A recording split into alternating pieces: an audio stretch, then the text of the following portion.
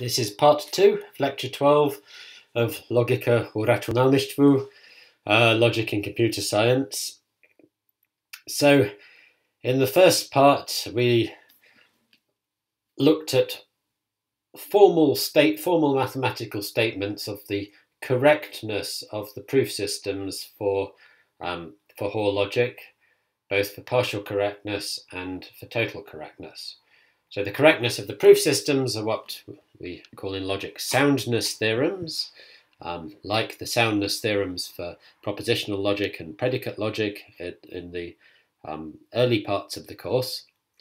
So we saw in the first part today the statement of the soundness theorem for partial correctness in Hoare logic. That is, if we have a proof of a Hoare triple, so this symbol meant we have a proof of the Hoare triple that follows using the rules for partial correctness, then indeed that Hoare triple is true according to the partial correctness interpretation of Hoare triples. So indeed the proof rules for Hoare logic only allow us to prove true partial correctness assertions. And then there was the proof of that. Then we went into total correctness. So total correctness involved a new rule for the while, the total rule, in which we also established termination using a variant. And fast forwarding, we also had, before the example,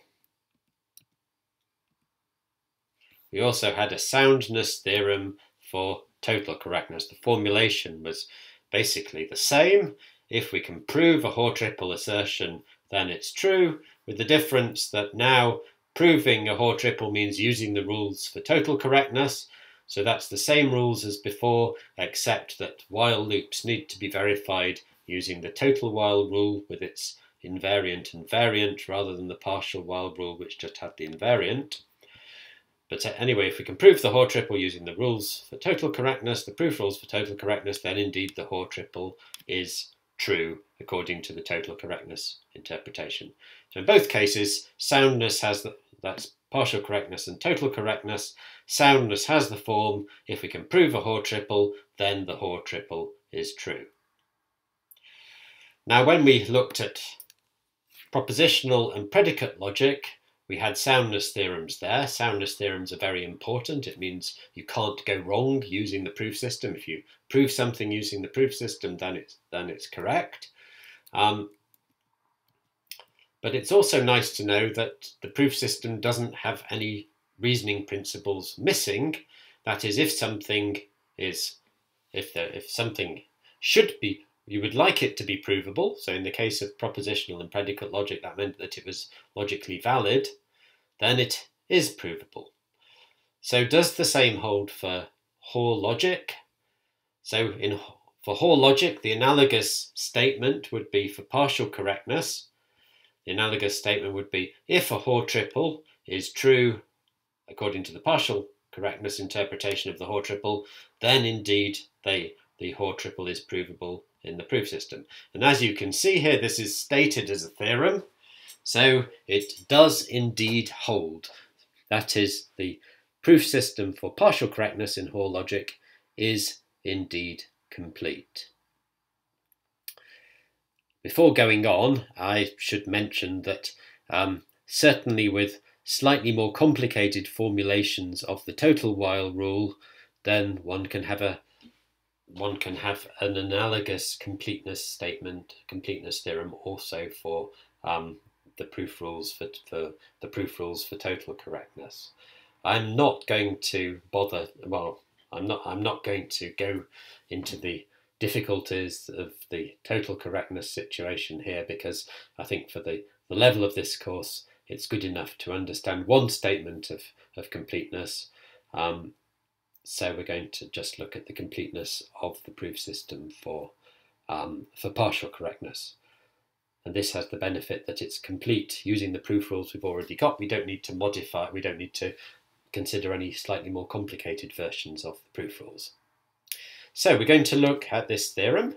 It's a very nice theorem. It was originally proved by Stephen Cook, who's the same Stephen Cook who came up with the notion of NP complete problem. So he's made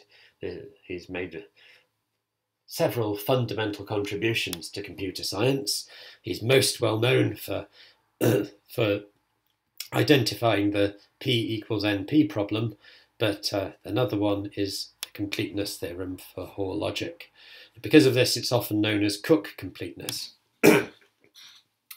And the other thing is that the completeness theorem for Hoare logic is a little bit interesting in its nature, because the rules for Hoare logic, well, let's backtrack a bit. Let me just state again what this says. So this says, if a Hoare triple is true, according to the partial correctness interpretation, then there exists a proof of it. So that means we can write out a proof of the Hoare triple using correct applications of the rules we have for reasoning with Hoare triples. So if we look at those rules, these are the slides from last week. So the rules are, there's basically one rule for each constructor we have for building a command. So there's the while rule, the partial while rule, because it's partial correctness, the composition rule for sequential composition, the assignment rule for assignment, the skip rule for the skip command, the conditional rule for if then else, and the other important rule that allowed us to for example, introduce the right formulas that we needed for as invariants for then proving things, for then making proofs for using the partial while rule, was the consequence rule, or implication or implied rule, as it's also called, which kept the command, or the program if you like, in the middle of the Hoare triple the same, but allowed us to change the preconditions and postconditions as long as two implications hold, that phi implies phi prime and that psi prime implies psi. I talked you through this last week. But the interesting thing about this rule is it's easy enough to write down an application of this rule and say, okay, this is a valid instance of the rule, but it's only a correct instance of the rule if these two implications hold.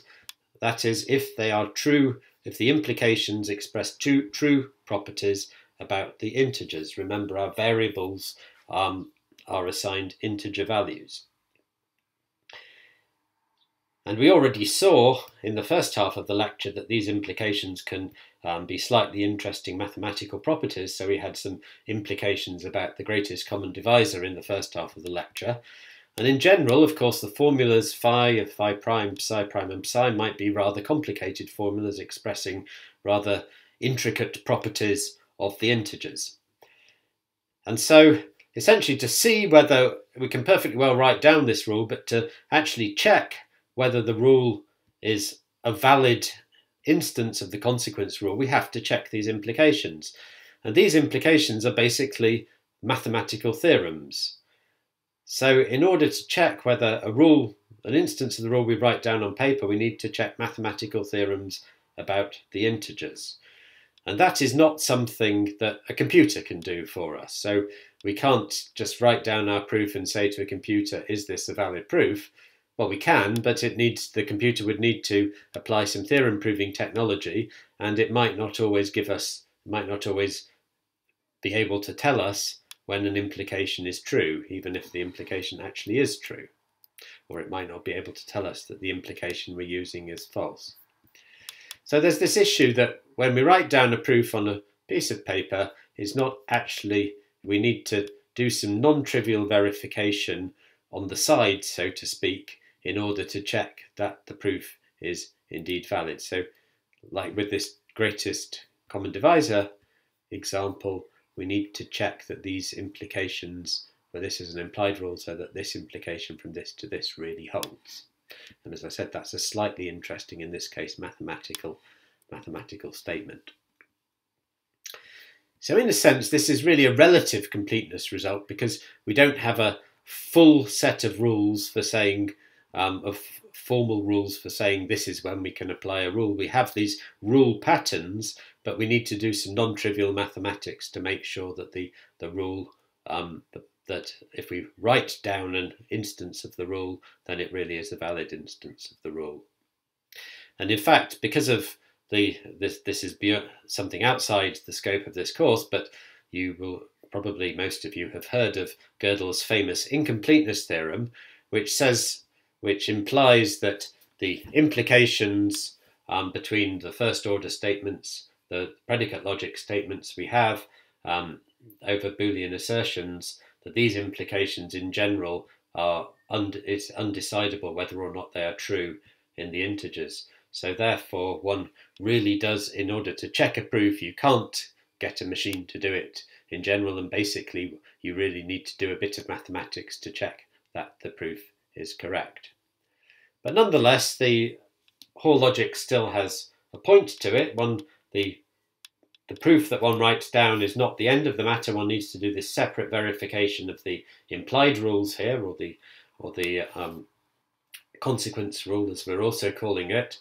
So one has to do this separate verification.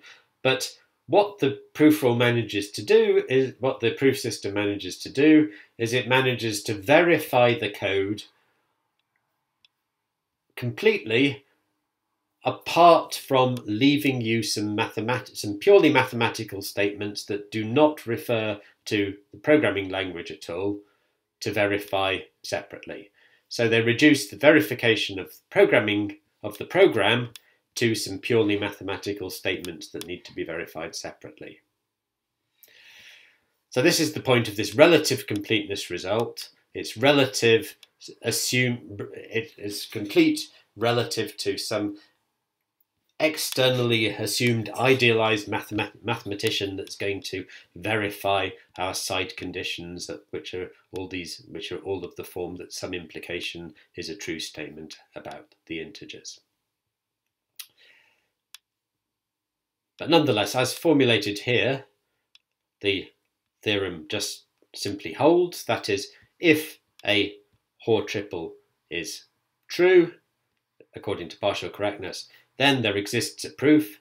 The only thing is that recognizing the proof requires some non-trivial mathematics, and is not something a computer can do, although a computer can help with it by providing also theorem-proving machinery to try and help us verify the non-trivial mathematics. Okay, so what's important for this course is to understand the statement of the completeness theorem, and also to understand a little bit about the proof. Now, when we did propositional logic and predicate logic, I did not go into the proofs of completeness. Those are rather intricate proofs that, well, anyway, they're not particularly relevant to computer science. So I didn't really. They're especially relevant to the pure logic part.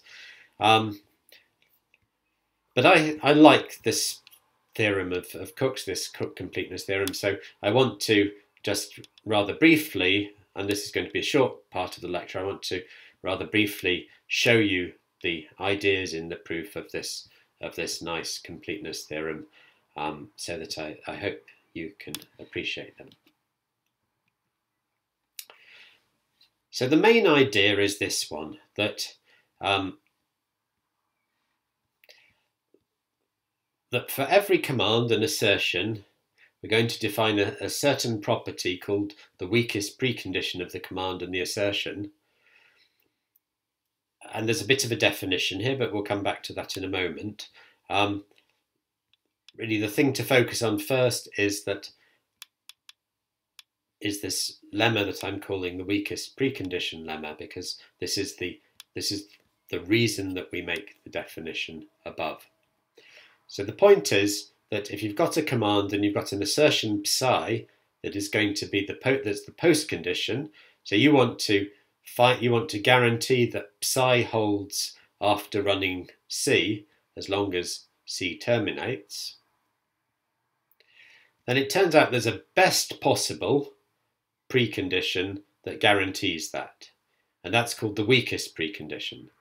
So the weakest precondition is such that if the weakest precondition holds for a state, and we run C at that state, and because we're at partial correctness, and if the execution of C terminates, then psi will hold.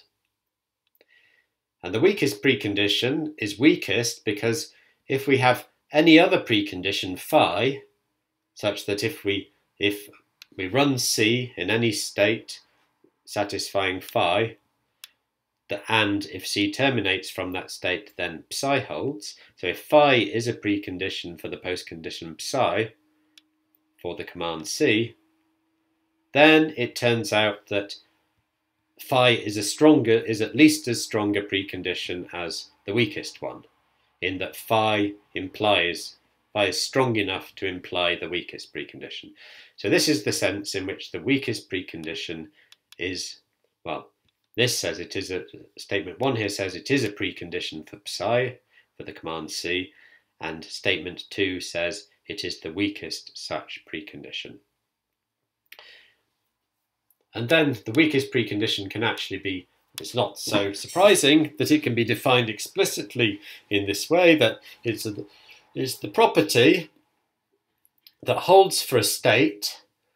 It holds for any state from which, if it's just defined to be the property that says for a state S, as long as the execution of C from S terminates, then, well, so it will hold for a state if it's the case that if the execution of C from S terminates, then the resulting state satisfies psi. So basically, the weakest precondition is as inclusive as possible of those states that if we execute C and they terminate and that execution terminates from the state, then psi will hold.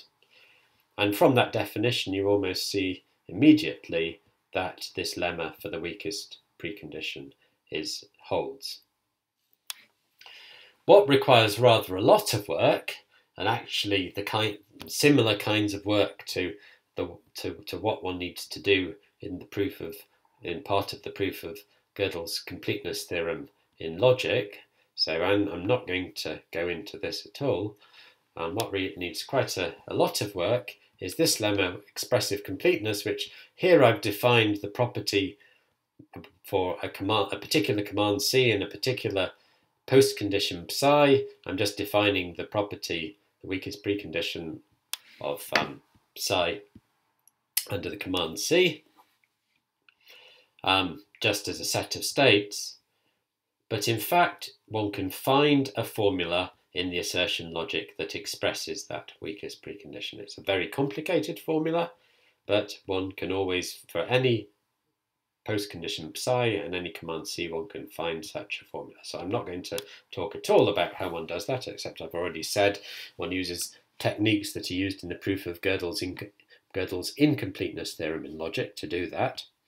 But given that one could do that, these statements 1 and 2 now make sense, now kosher, if you like. Kosher is like the kind of food that's authorized for Jewish people to eat. So this is correct. That it's okay to use the weakest precondition here because we can indeed express that as a formula in the logic. Okay, so we've got the notion of the weakest precondition, and basically the idea is that whenever you have a postcondition to establish, you can always establish the Hoare triple so you've got a postcondition, you've got a command, you can always establish the Hoare triple by sticking in the weakest precondition there. Sometimes the weakest precondition is going to be rather difficult to write down, but in principle you could always put the weakest precondition in as your precondition. And the next lemma says the weakest precondition behaves nicely with respect to sequencing. So if we consider the sequencing, so here we've got a command here, which is the sequencing of two commands C1 and C2, and we've got a postcondition to hold at the end of the command. So we want psi to hold after we've executed C1 and then executed C2.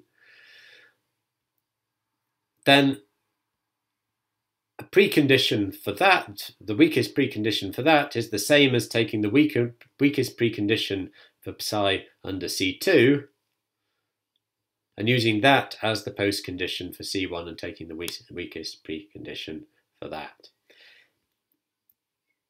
And from this, then a related fact, which I'm now going to say why this is important, is that then if we want to prove that,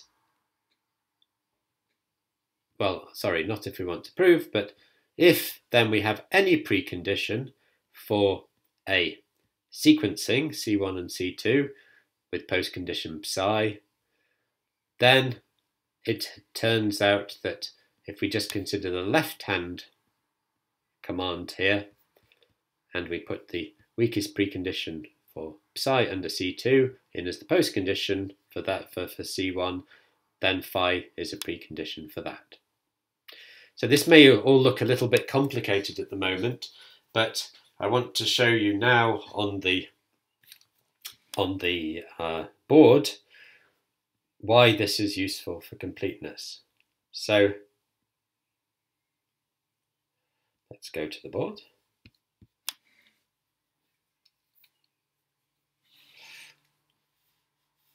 So I'm going to start to outline how we prove completeness. So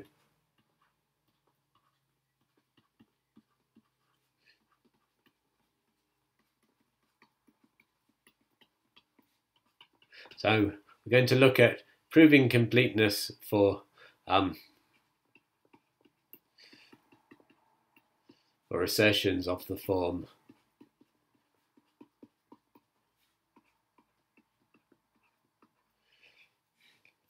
sorry, not for assertions, for commands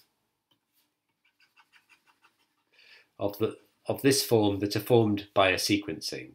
So this is for commands. C1 followed by C2. So we want to prove completeness, so we assume that we have a Hoare triple involving the command C1 followed by C2. That is true, and we want to find a proof for it.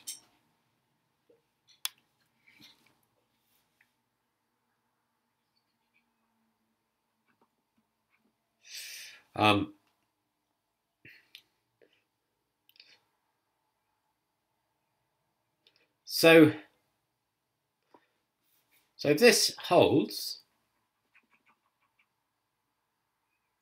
then we have, by the definition of the weakest precondition for C2 and psi, so using the weakest precondition for C2 under psi, then we have that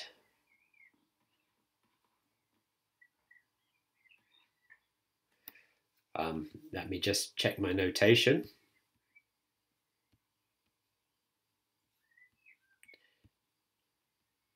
So for any command and any postcondition, the Hoare triple that has the weakest precondition is always true under the partial correctness interpretation. So here we have the command C2 and the postcondition psi.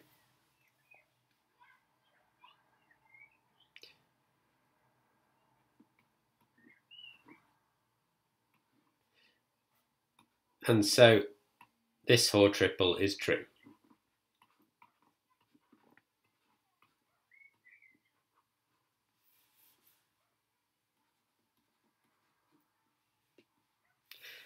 But also,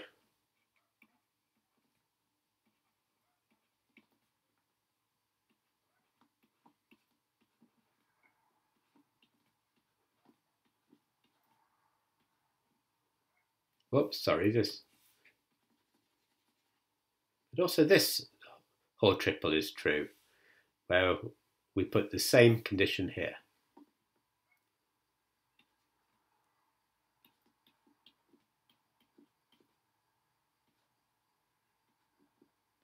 Because this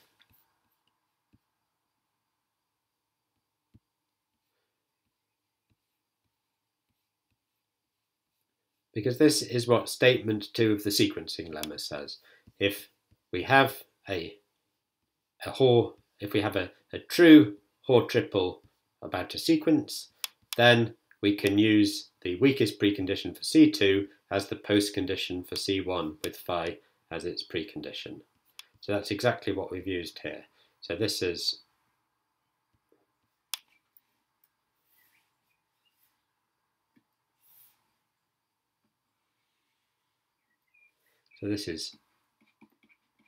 statement 2 of the sequencing lemma.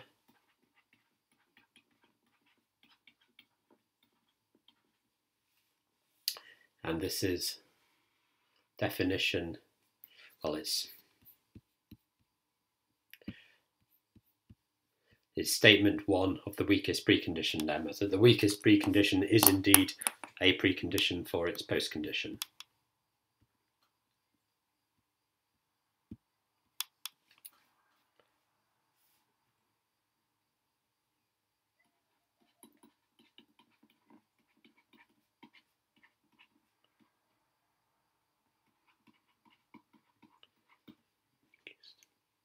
So statement 1 of the weakest precondition lemma.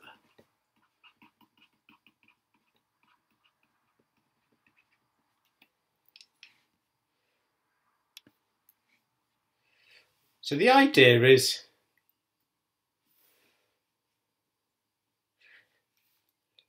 suppose we prove the completeness implication that the truth of a Hoare triple implies its provability. Suppose we prove that by induction on the complexity in terms of how complicated the syntax is.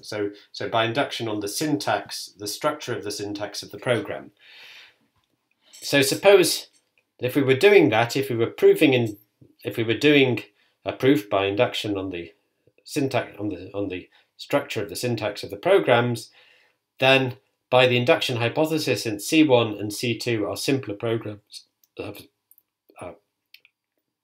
structurally simpler than the composition of the two, with the sequential composition of the two, the induction hypothesis will give us that because this is true, it's provable. So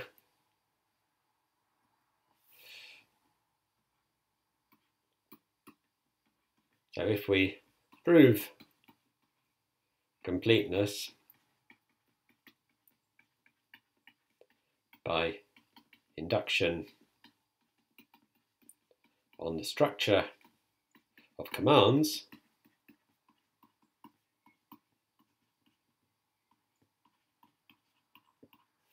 the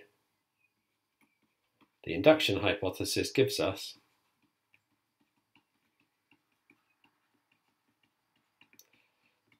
so the induction hypothesis is that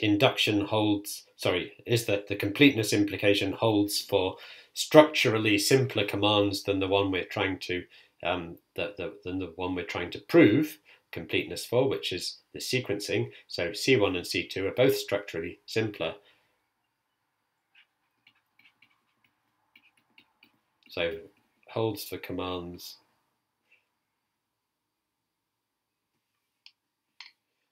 well, let's just say the induction hypothesis gives us for C1 and C2. So what we get from that is that these two Hoare triples are provable because we're proving the completeness implication by induction on the structure of commands. C1 and C2 are structurally simpler commands, so the induction hypothesis holds. So by induction hypothesis, we have a partial correctness proof of both these Hoare triples.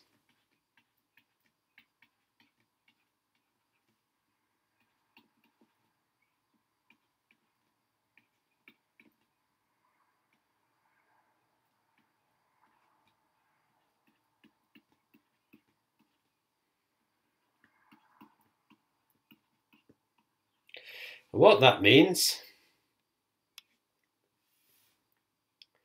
is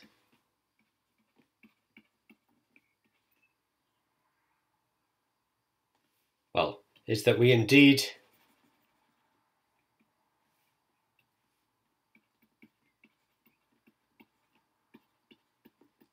have that the Hoare triple we want to prove, this one, is provable for the following reason.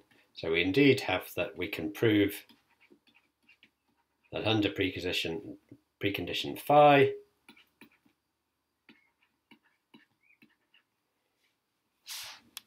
if C1 and C2, if we execute C1 followed by C2, then psi holds as a postcondition.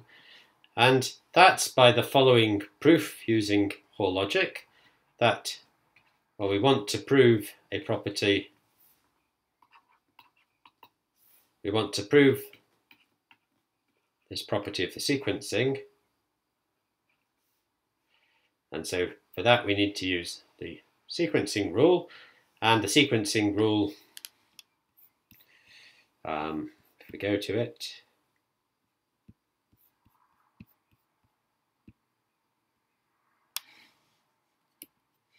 the sequencing rule says find an intermediate formula that we can fit in between as the postcondition for C1 and the precondition for C2.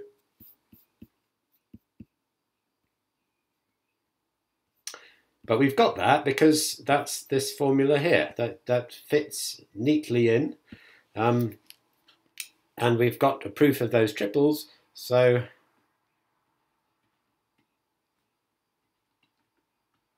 we've managed to prove this.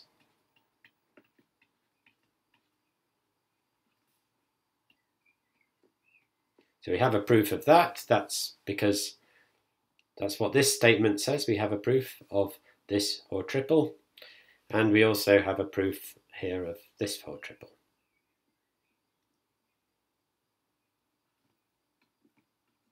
And so we see that the weakest precondition of C2 with psi neatly fits in as the intermediate condition in the middle that holds in the middle of this sequencing here.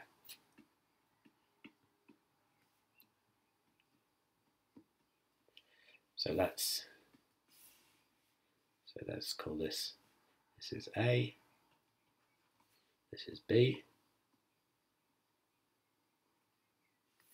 That's a messy B. Let's have a neat B, or at least neater.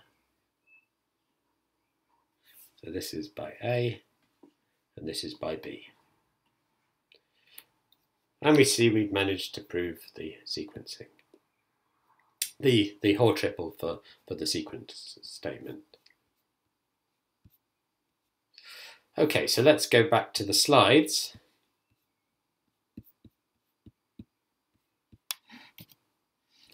So indeed, for the proof of completeness, so what we're going to do is prove by induction on the structure of commands. So we prove it for simple commands, and having proved it for simpler commands, we build more complicated commands by combining them using if, then, else, sequencing, and while. And in each case, for every command, we prove that for all assertions phi and psi, whenever the Hoare triple is true, according to the partial correctness interpretation, then we have the implication that the Hoare triple is provable.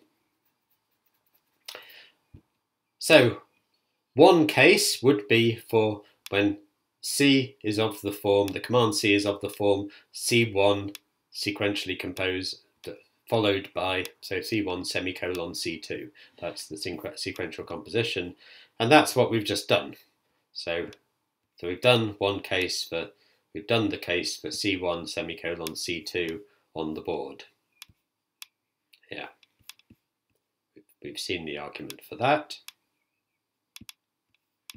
So as another illustrative case, we're going to look, which is the most interesting case, we're going to show that now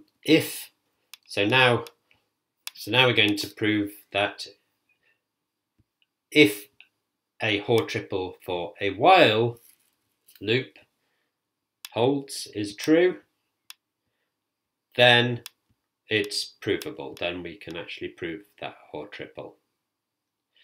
And so the induction hypothesis, because we're proving by induction on the structure of commands, so we can assume that the implication holds, this implication that true implies provable holds for structurally simpler commands than this while command. So in particular for the command C, that is a structurally simpler command. That's a sub-expression of the while command. So by the induction hypothesis, we have that for all assertions phi prime and psi prime, if a partial correctness assertion, if a Hoare triple is true for the command C, then it's provable for the command C. So from that information, we need to show that we can construct a proof of the Hoare triple. From that information, we need to prove the completeness implication for the while loop. So to prove the implication, we assume that some Hoare triple is true for the while loop. So W here is an abbreviation of the while loop, while B do C. So we assume that this Hoare triple is true. If phi is the precondition and we run the while loop from it, then if it terminates, psi holds. Assume that's true. And what we need to do is we need to show that this Hoare triple is provable. So that phi W psi is provable. And we're going to prove it. So I won't do this on the board because I've got it written down here. This is going to be our proof of it. So our proof, we need to prove phi W psi. Because W is a while loop, it's while B do C. We need to find an invariant. And the invariant is going to be the weakest precondition of psi with respect to W, with respect to the whole while loop. So we're going to show that if that's the invariant, then an instance of the partial while loop, the partial while rule is if that's the invariant, so we can prove that holds before as the precondition for a while loop, with the postcondition being again the invariant together with the negation of the test from the while loop. We can prove that by the partial while as long as we can prove that the inner command, that C, that's executed in the while loop, that inner command preserves the invariant, that's the weakest precondition, W and psi, with the additional assumption that the test B is true as its precondition. So this is an instance of the partial while. And so this will be a correct proof as long as we indeed can prove this. So we need to be able to prove this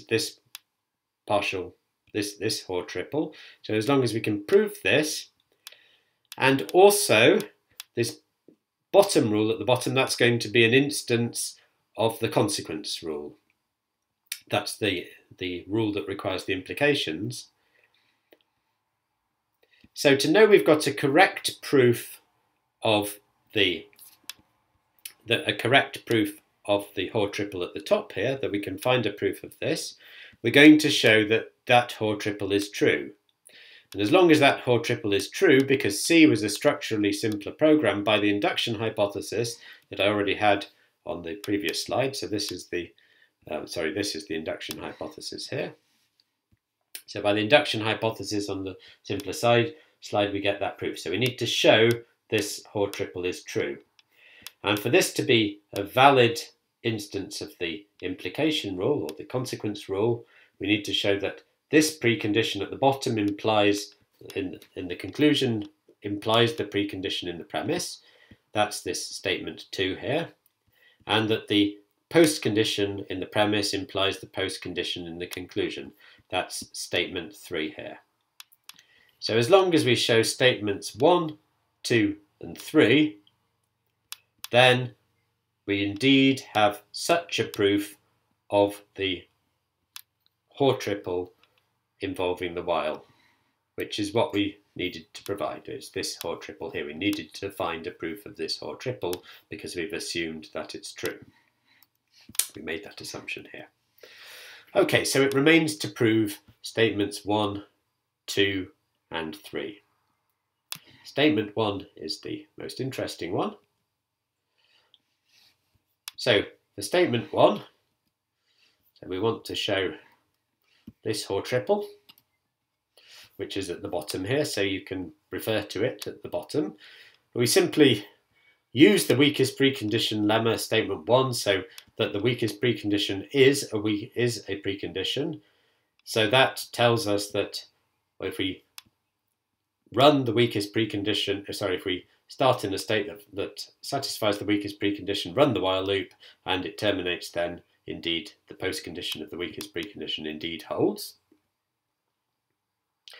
And because this implication holds, well, if we add a further condition to the precondition, of course, that just makes the precondition stronger, so the Hoare triple still holds if we add something further to the precondition. So, in particular, we can assume that B holds. We can add that to the precondition, where B is the test in the while loop. The while loop W is while B do C. So this Hoare triple is also true, because we've strengthened the precondition here. But this Hoare triple says, if we run the while loop in a state that satisfies this weakest precondition and in which B holds, then at the end of execution of the while loop, psi holds. But if we run the while loop in a state where we know that the condition B holds, what we know is that the while loop passes its test, because B was the test of the while loop. So the while loop says, oh, B is true, let me execute C, and then at that point I'm going to go back and start running as the while loop again. So because B is true, the B is the test of the while loop is the same as running C and then doing the while loop again. So this Hoare triple, because we've assumed B is true, is the same as this Hoare triple. So we've got that this Hoare triple is true, that if the weakest precondition of psi, if the weakest precondition holds and B holds, and we run C, then we run W, then psi holds. But now by the sequencing lemma 2, so if we go back to our sequencing lemma here, that says if we've got a Hoare triple for a sequence, then we can use the weakest precondition from the second statement in the sequence as the postcondition for the first command in the sequence. So we can use the weakest precondition for the second statement, that's the while loop, as the postcondition for the first statement in the sequence, that's the command, and that is this, that we've kept the same precondition here, and the postcondition for C is the weakest precondition of psi under W. So we've got that this is true, and this was exactly statement 1. Statement 2 is that phi implies the weakest precondition of W psi.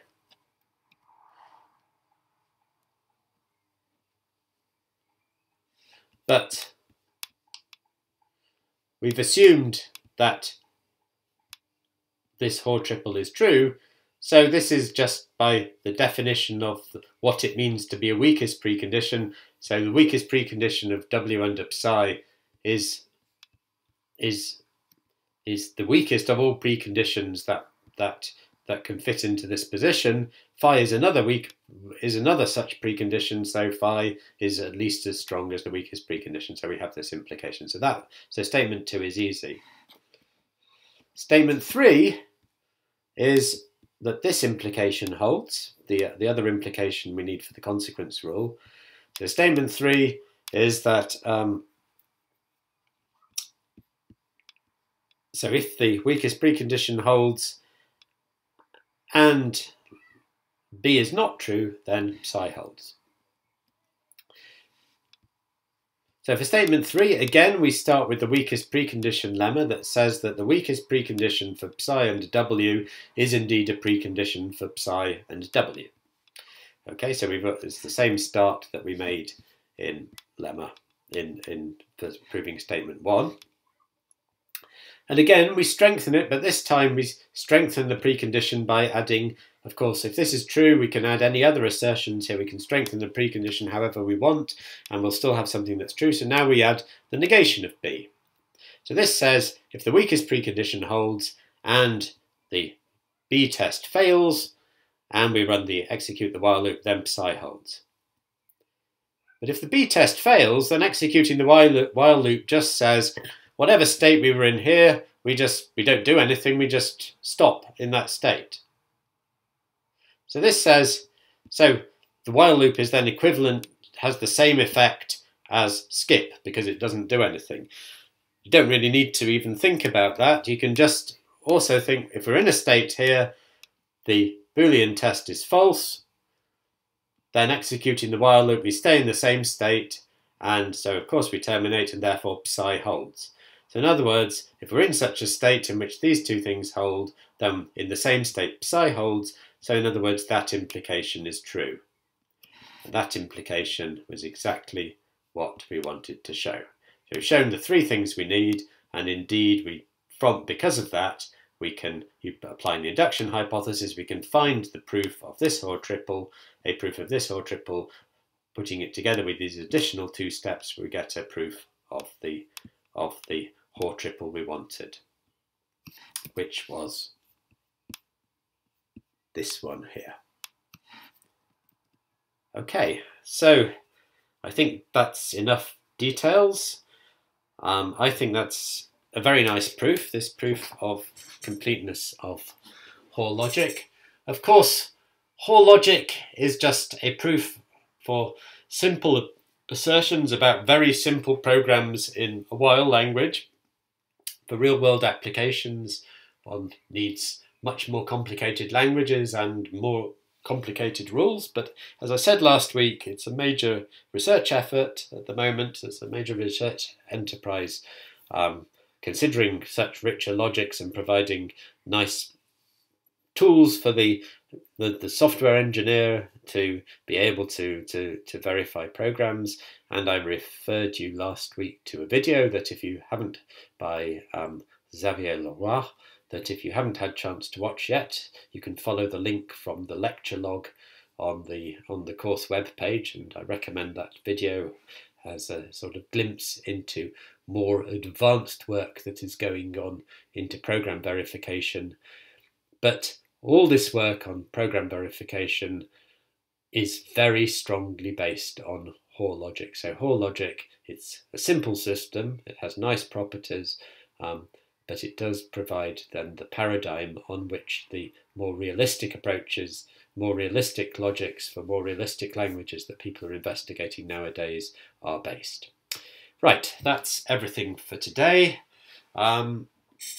So let me say goodbye and stop the recording.